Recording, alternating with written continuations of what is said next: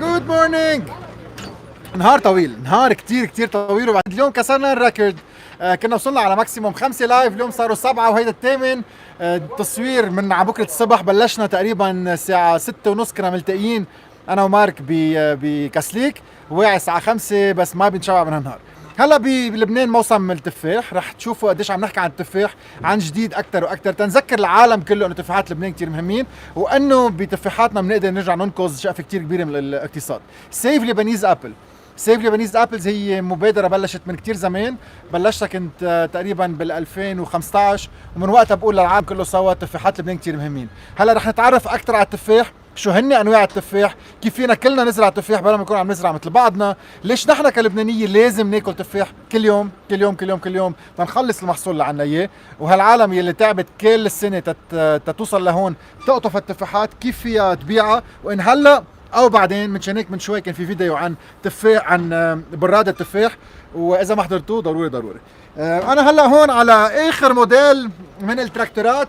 عندكم الابي اس، عندكم الديركسيون زيت والقد كلها سوا، فهول بنتركهم لنديم مهنا، ونحن بنفوت على التفاحات. يلا مارك، هلا خبرنا شو رح نعرف كل شيء عن التفاح. ريدي، ليتس دو ات. هاي أنطوني. هلو اجين. صباح. اطيب تفاح وين؟ أرطبة من دون منازع. نحن هلا بتفاحات أرطبة عن جد اللي هن كثير طيبين. فعملنا لايف من شوي عن البراد وهيك، وقلنا بدنا كمان نفرجي كيف الجود براكتسز وكيف بينقطف التفاح وهيك. فعم تشوف انه هون مسابح حد بعضهم، عندنا تفاح احمر وتفاح اصفر. نبلش بهيك اول شغله نحكي عنها كيف بنقطف التفاحه. سو قرب معي هيك تناخذ تفاحه، قرب لهون. معلش هون مثلا هيدي حدنا. التكنيك هي كثير ضروريه، انه دائما بنقطع بالايدين ومنجرب. رح شيلها انا هيك تنفرجي ليه. دائما هيدا الشيء اللي اسمه البيدونكول لازم نشيله، هيدي اساسيه. لازم نشيله من الشجره، من الشجره لازم يضل على التفاحه. صح. التفاحه اللي هي هيك معناتها لما رح تروح على البراد رح تكون منيحه، معناتها اذا هيك رح اكسرها بس غلط. انا هيك تنقول يعني هيدي لما بنعمل هيك، هيدي طريقه للمرض يفوت على التفاحه، طريقه لتنتزع التفاحه بعدين. وعاده كونسيومر لما بروح طيب فريش من هيدا الشغله، فكتير مهم نعرف نقطفها بالايدين ونطلع عليها ونقرقشها وهيك. انت بدك تاكل بتدوق؟ اذا تاكد انه تفاحات روح انت اطوف. لازم تعرف هات تقطف. انا شي وحده بس حمراء حلوه هيك. هون كمل. هات نمشي. كله عم يطعم هيدا. هلا بنحكي على التطعيم كمان. هاي يلا انطوني. لكن دائما بالايدين صح. ومن راسها. فرجينا كيف طلع مشان نتاكد انه طفطف منيح. بنحفها بس هيك شوي. اوكي. فيكم على القميص، فيكم بكفي نحفها، بس مهم نشيل الغبره من برا ما بيعسر.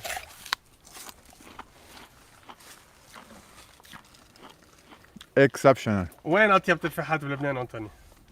لبنان واحد وما في قسم بيناتهم. لا ما في جواب. عم تقنعني حدا علمك جواب من جمعه؟ كل تفاحه طيبه بارضها. هيدي هي. لا اخوات. خلينا نروح نتعرف شوي. اول شيء تعرف على توني يلا. وخبرنا عن ارضه. يا اهلا وسهلا فيكم بارضنا بارطبه. هذا التفاح عادة كنا قديما هذا التفاح الاحمر، هلا صار شوي بيعه شوي خفيف. بلشنا نطعم عن جديد ونطور الزراعه تبعنا بالتطعيم. هلا اني فرجيكم كيف عم قص الشجر وكيف عم نطعم تنرجع نحدث شوي شجرنا الجديده. صار في عندي اسم كتير كبير محدث. شو اسمها التفاحه الحمراء؟ هيدي دوبل ريد. اوكي. هيدي دوبل ريد. صفر. الاصفر جولدن، الجولدن العادي. وليه يعني عندك الاثنين بالبستان؟ اكيد في عندي الجولدن. دائما اذا بتزرع اثنين النحل بذكر بعضه، ان هيدا الابيض بذكر الاحمر والاحمر بذكر الابيض. يعني طريقه النحل كتير مهمه. عم تعلم؟ ايه اكيد. اذا في شيء بدك تقوله، اذا في شيء بدك تظبطه، في شيء بدك لا تحسنه. تمام بس هلا فرجيكم في عندي شجره ريد وفي شجره دوبل ريد، يعني الاحمر الزيد وفي العادي. توني وصلنا على الاخر، بس انا عبالي بلش من الاول يعني قديش بتتعب على كل تفاحه. هاي التفاحه اللي انا كدشتها وخلصتها كلها سوا بايدين، قديش بتاخذ معك وقت سنه كامله، قديش بتسهر عليها. هلا بنبلش فيها. هلا خلينا نقرب، خبرني على التفاصيل، الناس تعرف انه ما تاخذوا اني ابل فور جرانتد. قديش سقيت، قديش تعبت، قديش. هلا بقول لك شو القصه. يعني نحن بس بدنا نقطف هالموسم، يعني هيدا اخر شيء بننهي اللي يعني انا بقطف الموسم. هلا فرجيك طريقه التشحيل، بلشت فيها التشحيل عن جديد. هلا بدي ارجع سمد الارض، برجع بفلح الارض عن جديد ترجع تاخذ السماد تبعها. انا بحط لها زبل معزه يعني العضوي تبعها وبنضل نلحقها كل شتي، حتى اذا اجى الثلج عليها بيكسرنا اياها. بنطلع دائما في عندنا سكيدويات نطلع بنهز الشجره ما يكسرش الثلج، يعني عم يتعذب. اليوم ايه قد عم تبيع الكيلو؟ اليوم الكيلو التفاح ب 2000 ليره. اوف بتوفي معك انه عم ما, تاخذ حقك ما, يعني؟ ما بترد حق يعني. انا عم نول بيعه الصندوق هون ب 13 دولار، السنه ب 6 دولار. لا ولو يعني ماشي ابدا. وعم نقدر نصدر لبرا بنجيبهم فريش ماني. عم يصدروا له على مصر هلا، ما فيش الا مصر فاتحه، ولحق يسكر مصر سكر الدنيا كمان كلها. ان شاء الله صير نحن ما ناكله مربى. ان شاء الله لا لازم يكون مربى. برضه عم ناكل مربى، عم نعمل موني بس بدنا صار معنا بالمربى. عم نول عامل الخل التفاح، هاي البراميل كلها لخل التفاح من الشجر. يلا وصلنا على الطعم، خبرنا عنه شو يعني طعم؟ هيدا الطعم. هيدي الشجره كلها سوا الحمراء، رجعت اللي عم قلمها عم بشكوا شكل المطعوم. هيدا بصير الاسود، الحبه السوداء الامريكاني يعني شكينا قطشنا. هيدا اني سنتي جيتها قصه كلها الشجره. هات نخبرك قطتين شوي. يلا هون هو عندك هي تفاحه قديمه القديمه وبده يجددها، اللي بيجيبها هو اذا بنقرب انتوني هون وبنشوف هيدا. نحن عادة الفكرة تبعها شو؟ عادة تحت هيدا الجلدة في شيء هون نحن مثل سيلز صغار بنسميهم كومبيوم. اللي عم بيعمل هو انه راح جاب هيدا النوع من تفاحة تانية هي منيحة وبشكها هون على الطرف، واللي حاطه هودي شغلة كتير منيحة كمان هي الماستيك اللي صار كتير غالي. الهدف انه هول اذا بدك بيتجوزوا بعضهم، يعني السيلول تبع هي وهيدي بتصيروا فرد وحده، مع الوقت بتصير هيدا اللي هي تفاحة قديمة عم تعطي تفاحات جداد. وهذا الهدف، هيك فينا نجدد البستان تبعنا شوي شوي. اليوم بده يحط ماستيك في حط تراب. هلا اذا بتتذكر بالافوكاد طلعنا كانوا فينا بنحط كمان شرطيتون كهرباء لانه هو يعتبر منيح كمان، واكيد فينا نحط تراب خاصه الكلي اذا كان مي يعني بتقدر تصير مثل ما تعمد يعني هيك فينا نحطها. الهدف انه نقطع الهواء شوي تكانوا لحموا بعضهم. فهيدا اللي عم ينعمل. اي متى طعمت بالربيع. الربيع يعني. أوكي. يعني هي كلها مطعمه، هي كلها مطعمه. كم نوع تفاح عندك؟ عندي شي 6 انواع. 6 انواع. 6 انواع. وكلهم تقريبا زيت سعر او كل وحده لها؟ هلا مش ماشي الا هيدي تفاحه الامريكانيه، يعني هيدي الحمراء. يعني الدبل ريد القديم صبحنا عم نقصه. ما بقى الناس ما بقى بدها اياه. ما بقاش بدها اياه يعني. هلا التفاحه اللي هي اللبنانيه؟ هيدي اللبنانيه. ايه نعم هيدي اللبنانيه. هلا عم نطعم منها. عزتها. ايه عم نطعم منها كلها، يعني نحدث نرجع زراعتنا عن جديد. شو رايك بانواع التفاح؟ كثير منيح. الترند اللي كذا مره الباي كولر، يعني كل شيء مثل الجالا ريد جالا اللي ما عندها لون واحد. اذا بدنا نصدر بدنا نحترمه. الجراني سميث كمان بتقدر تصدرها بريحه، ولما تكون هيك تفاحه شكلها حلو شو ما تكون، اذا الجريد حلوه بتتصدر، اذا لونها حلو عم بتلمع، ما يكون عليها مثلا امراض، ما يكون عليها تبقع، كله هيدا كمان بيساعد ان تنباع اكثر واكثر. وليك شغله حلوه نحكيها عن تفاحه. يعني في مره حدا كان هيك عم يشرح الفرق بين شو بيعمل انسان شو بيعمل انسان شو بيعمل الله. يعني بقول طلعوا على التفاحه انه هيدا الفواكه الرائع يلي كلها بتفيد، يلي نحن اذا بنعمل حيالله برودكت اجمالا بنحطه بنايلون وباكجينج وبعدين بروح على الزباله. هيدي تفاحه صفر نفايات. الباكيك تبعها يلي هو احمر هون بعد بفيد اكثر من جوا، ما تكبوا القشره، ما بقى تقصوا وتكبوها، بتفيد كثير منيح. بكفي انك تمسحها وتاكلها. فيها كل الانتي اوكسيدنت، بتعقد التفاحه كلها بتتكل، بتفيد للصحه. بينعمل منها 150,000 برودكت.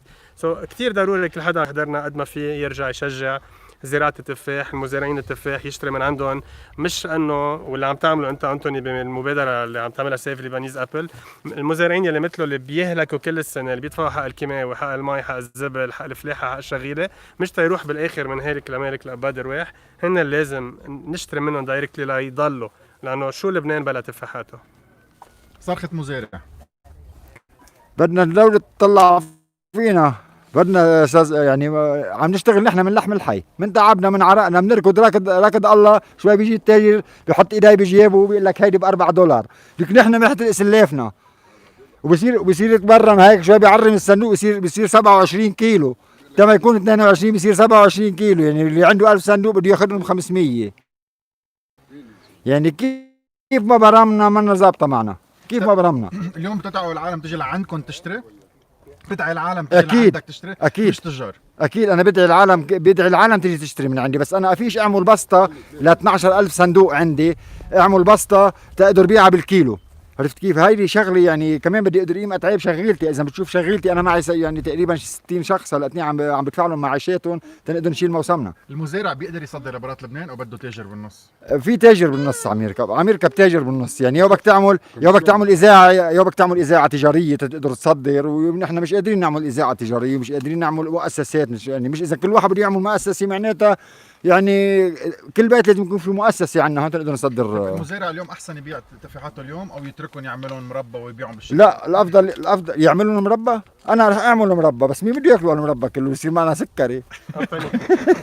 ما بقى في استيراد، مشان هيك بدنا نعرفك على سابا، بس تخبرك انا بعرفه من انا كثير صغير، بس ما تسأله له وين اطيب تفاحات، بس بيحكوا كثير لكل لبنان. ما فينا نحن ما بدنا نلغي دور التجار، لانه كمان المزارعين ما فيهم هن يعملوا كل الورق وكل هالاخبار ويصدروا. التعاونيات الزراعيه كثير اساسيه، لازم نعرف كيف نشتغل مع التعاونيات الزراعيه، هن يعملوا الورق، هن يساعدوا المزارع ليصدر. لكن ما قلت لي اطيب تفاح وين؟ تفاح لبنان. خبرنا عنك، قديش صار لك بتشتغل بالتفاح وشو بتعمل اليوم؟ لا منا قطوف ومنا فلاح ومنا بنزرع ومننقي، هذا الشغل. قديش صار لك تشتغل بالتفاح؟ ليه من 15 سنه. طب خبرنا عن تطور التفاح من 15 سنه هي تطور لليوم. التفاح كان بالاول ديليسيوس ازرق، كان وينتر اول شيء، وازرق قديم لغيوه، جابوا الدوبرلاد زرعناه، كثير طيب التفاحه. بس السنه ما جاش قدين شعبت التفاح سلق. بدنا امريكاني، خلق لهم امريكاني، والامريكاني مانوش طيب، بس هيئه لا بالبرات بهدك. هيدا وضع التفاحه. بدك تجيب الكيماوي بالدولار، الدواء بالدولار، الفلاح بالدولار. هلا كثير تعطل معي يعني. هلا يا واقف هلا بكلفني $300. هلا الزلمه يقول له بلحظه بده اياها دولار، بس تقول له الزلمه بيقول لك معي لبناني. يا عمي طيب انا ايش بدي اعمل؟ بيقول لك انا لبناني. طيب انا عايشني مانيش لبناني مثلك. احلى شيء الصرخه اللي عم بتقولها بحرقه قلب بس مع ضحكه، هذا احلى شيء. لك لا بقول لك يعني شيء كوي والله كوي، يعني ما بس شيء يتحمل جد. والله يسترنا من اعظم، ولا نجينا من اعظم بعد. يلا ان شاء الله خير، ان شاء الله الله. نجينا من اليوم أعظم. بدنا العالم كله ياخذ تفاحاتنا تنجرب. شو بيجي زلمه بيقعد تكون جنانتك مثل الذهب. شوف له شيء شجره بتشرب بيقعد تحت تنتفع على السعر، بيقعد هيك بيقاوز تحت زلمه مش مانك في شيء. لا زلمه ما شفت الدنيا كلها شفت هيدي هاي التجار. ايش التجار؟ طيب مش كتار ما فيك اذا واحد ما عجبك تشتغل مع الثاني؟ لك كلهم اقدر من بعضهم. اسمع كلهم اقدر من بعضهم والله العظيم. نبعث لهم تمني لكل هالتجار وبنقول لهم يا جماعه بليز اهتموا فينا، عنا عيال. لك شيء اكيد يا زلمه، شيء اكيد. بحكوا لك صندوق رحت يا اخوي زلمه عندي تفاحات على الطرج ولا انا ضمنته دميان.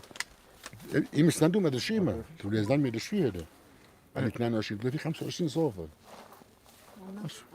ما فيش تحكي شيء، بيقول لك انا بطلت يا اخي بتعمل تفاحات اخذ زيها. طيب اللي بيطلع لهون مع اعطيتنا رقم تليفون اللي بيطلع لعندكم 03 306 278 رقم تليفون اللي بيحب يطلع لعنا هون ويشوف وياخذ تفاح طازه من عنا. شو بينعمل بالتفاح؟ شو بتعرفوا تعملوا بالتفاح؟ مربى اكيد، بس شو كمان؟ نحن عم نعمل دبس وعم نعمل الخل اربعه مع بعض. بس شيبس من يعملوا في شيبس كمان. شو بدهن؟ ليش انتم ما بتعملوا شيبس؟ نحن بنعمل على بكره. نحن اللي بنعرف نعمله عم شو بتعرفوا تعملوا؟ شي 10 اصناف مربيات. اوكي. وعم نعمل الدبس وعم نعمل الخل. عظيم. وهول ما بيطلعوا الفرق شوي؟ ما بيعهم قليل. انا عندي شقتني شي 10 طن خل. 10 طن خل. 10 طن خل بدي بيعهم بالقنينه، بيعهم بالمحل، بيعهم اوقات عم فرقهم. هلا السنه بلش بيروحوا دغري، بس اللي بدك بيقول تعال بيقولوا لك بس طيب تشيبس هي العمل؟ ولا بدنا نعملوه فوق منيح هيك. وين؟ مجهزين فيه؟ لا هون عند عقل. بياخذ التفاحه المضبوطه او بياخذ شو بقى على الارض؟ لا على القعده مضبوطه. ترجع نحكي شوي علميا. نروح على تشحيل. كيف بيشحلوا الشجره؟ هلا التشحيل رح نطلع نحن وياكم وبتشوفوا كيف بلشنا نحن بالتشحيل. نحن بنشحل نتفي بكير هون تنهرب من الثلج ومن التكسير.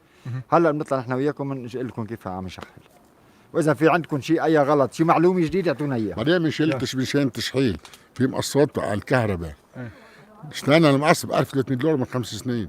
هذه الدولة لازم تسعفنا فيها التعاونيات للمزارعين. بعده ماشي؟ بعده ماشي بس رحت سافر 800 دولار. هذه من سنتين هلا ب 11. ماشي مقص عادي حقه 600 أشو. 700 ألف. هلا اذا بعته بيطلع لك شي 8 مليون ونص. شو هلا بياخدوش منك ما تخاف يقول لك هو مستعمل تفزعش بالنافع صارت المقاطع. والله العظيم. ما كنا عم نشوف التشحيل القطف. هيك نفرجيهم الارض فوق انقطفت.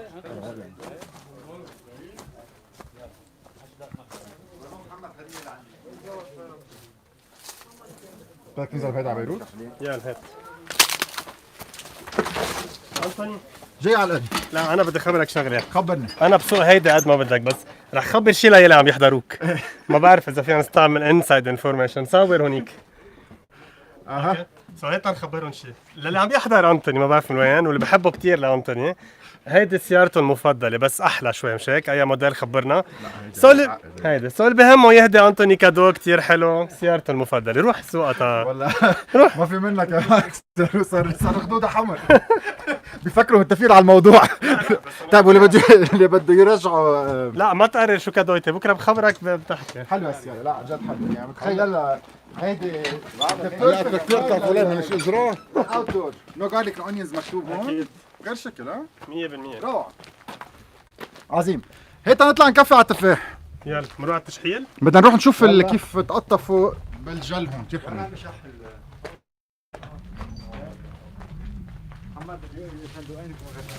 تشحيل علمونا. احنا عم نشحل، عم نخفف منها لأنها هي ما فيها تشيل الكل. نخفف من البراعم تتصير الحبة كبيرة، لأنه إذا خلينا كل البراعم بدهم تطلع الحبة صغيرة.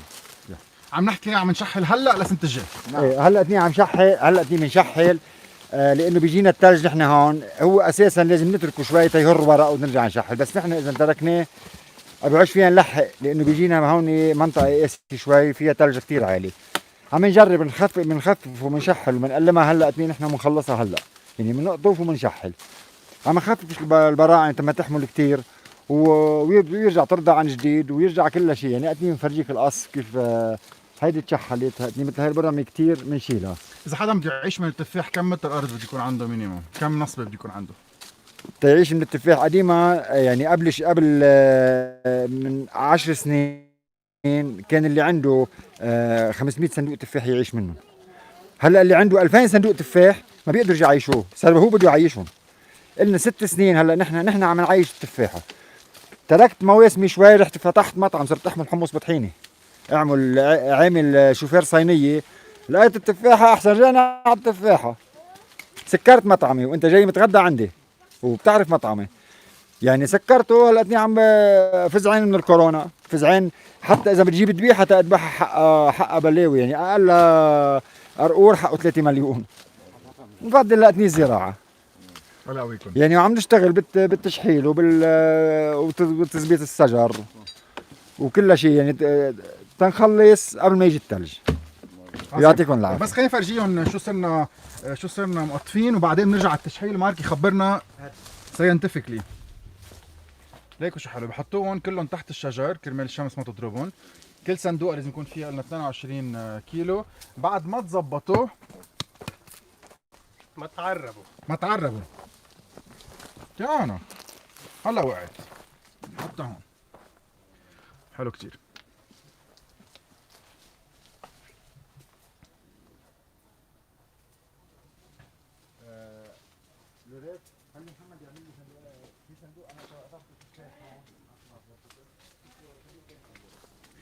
شغلتين بدي احكي عنهم. يلا ليش لازم وضروري بكل جل واحد يكون فيه احمر واصفر مع بعضهم، اوكي. وكيف واحد بيشحن. التفاح تيذكر بعضه، ما بتقدر الحمرة تذكر حالها، فلازم يكون في انواع مختلفة. وكمان هيدا معروف، يعني بيقولوا بدها كتير.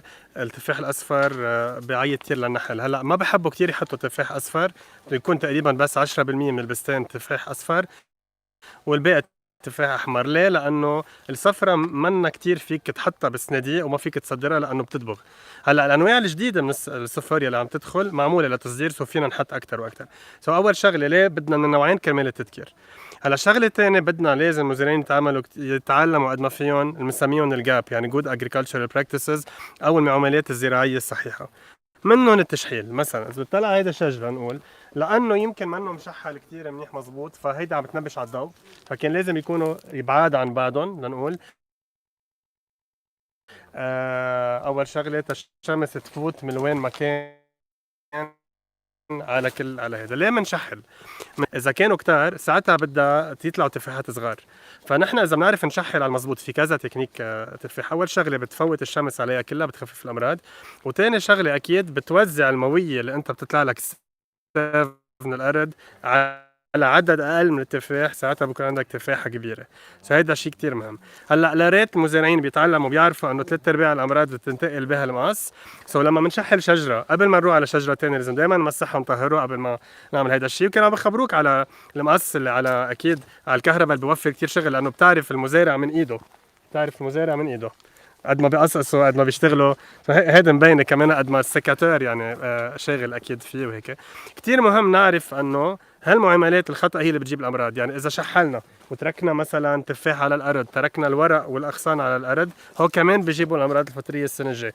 يعني اوقات كتير بدنا ندفع ادويه بلاوي لانه عم نرفض نغير عقليتنا ونعمل المعاملات الصحيحه بالزراعه. رائع.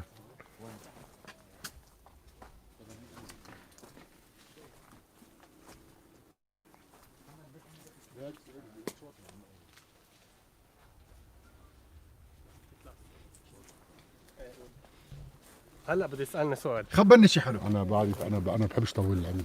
ايه هيك صراحه. انا مثل هيك بشيله من هون. عرفت كيف؟ ايه تماما. يعني عم خبرنا. بقول لك مشان شو؟ يس خبرنا. اذا حملت هذا عمل تفاحه براسه، عمل تفاحه براسه، طبعا يطلع. عمل هيك، صح. بدك تحط له اصبع. انا فكرت لان انا مش كثير طويل لطاله. جد لازم العمل يحمل حاله. اكيد اكيد. هلا عندنا هون في ناس بيطولوه من هون لهونيك، مزبوط. هذا ما بيسوى شيء. كل بتشوف في القصب بجنين وقفيش تفاح، تفاحه براسه وتفاح طاير. تفاح بدك تقصره وتفضي له قلبه، الشمس تضربه والهواء تطلع تفاح. قبل ما نخلص ضروري جماعة مشوار يخبرونا انه السنة الجاي شو رح تعملوا بهالشحالة كلها؟ هيدي الأراضي سنة الجاي كلها جايبين مكنة. جايبين مكنة تنصمم تفرم حطب. كل هالاغصان وبتكبسهم لينعملوا حطب اصطناعي ليدفوا عليهم العالم. عظيم. هيدي ضمن مشاريعنا. ما خبروك عن البروجي بعد ايه؟ لا والله. هلا بدك عبطه معك. هلا ببلاش سنت جيب مصاري. اوكي. تفاح لبنان. سيف لبنيز ابلز. هاشتاج سيف لبنيز ابلز. ساعدوا تفاح لبنان. كلوا تفاح لبنان.